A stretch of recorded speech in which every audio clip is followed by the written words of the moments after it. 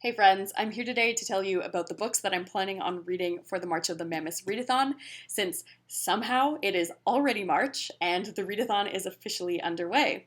If you're not sure what this readathon is, it's pretty simple. It takes place throughout the entire month of March, and you just have to try to read an 800-page book of your choice.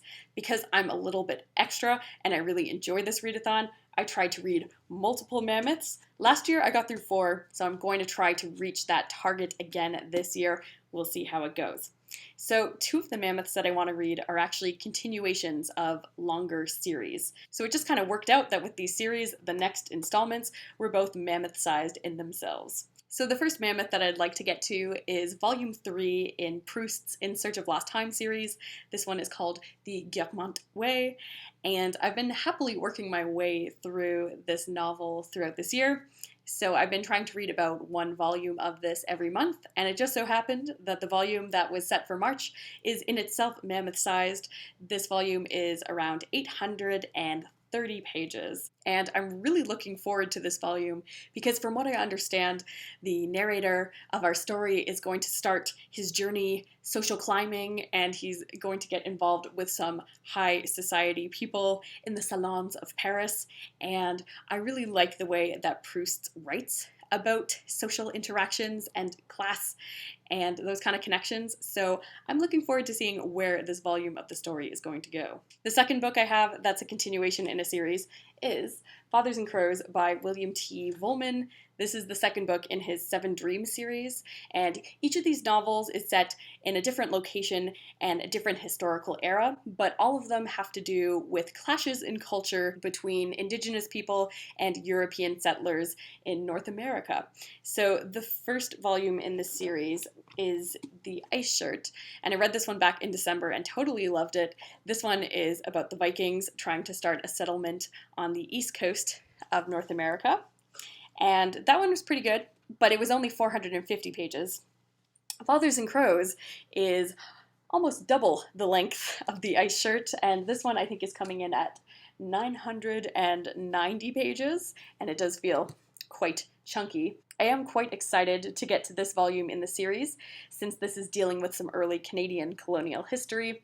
Particularly, I think it's dealing with French Jesuit priests and how they are interacting with the Huron people as they are trying to convert them. So I'm really hoping that this will be another gripping installation in the 7 Dreams series. The Ice Shirt didn't take me too long to burn through because I was so hooked on the narrative that I just wanted to keep reading. So I'm hoping that I'll get invested in this one and it won't be too long of a read. But Vollmann is notoriously weird, so we'll just have to see what happens in this one. The next book that I have to show you is going to be my classic read of the month, and it's kind of a throwback to what I read in last year's readathon.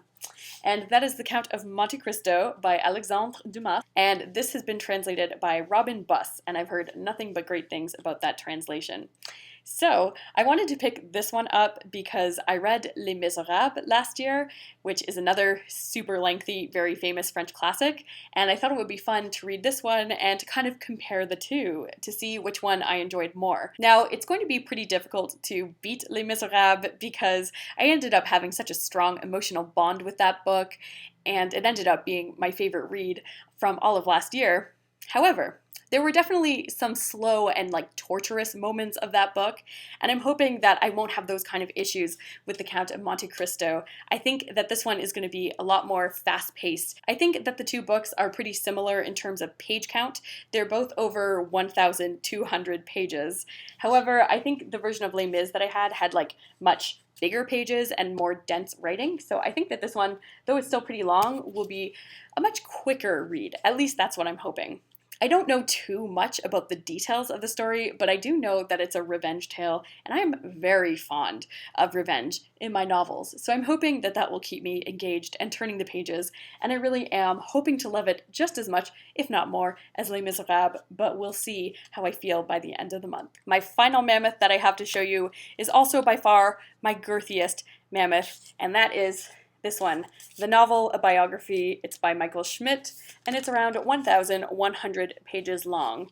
It is pretty huge. So this is going to be my nonfiction pick of the month, and like the title suggests, this is basically trying to walk the reader through a history of the novel and how it has been changing and reinventing itself throughout many hundreds of years. From what I understand, I think the first half of this book is fairly chronological, but then as the author got closer to the 20th century, he found that it was impossible to just stay in a linear style, so he started grouping authors together for each chapter based on some form of classification that made sense to him. So I'm really excited to seeing how he develops these connections that certain contemporary authors would share with each other, as well as their connections to novels from the past. So really, I'm just hoping to learn a lot from this book.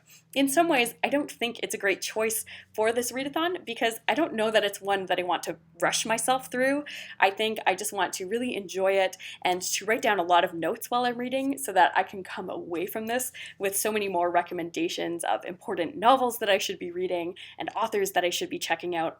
So I think it might take me a really long amount of time, but I'm still excited to dive deep into this book, and I will try to make as much progress as I can throughout the month of March. So I really haven't heard much about this book, so I'm just excited to check it out, and I will be letting you know what I think throughout the month. So yeah, those are all of the books that I'm planning on reading. I still do, unfortunately, have many other unread mammoth-sized books sitting on my shelf, patiently beckoning for me to read them, but I do think that 4 is the most realistic number for me to read this year, so I'm going to try to keep my challenge there at a reasonable place.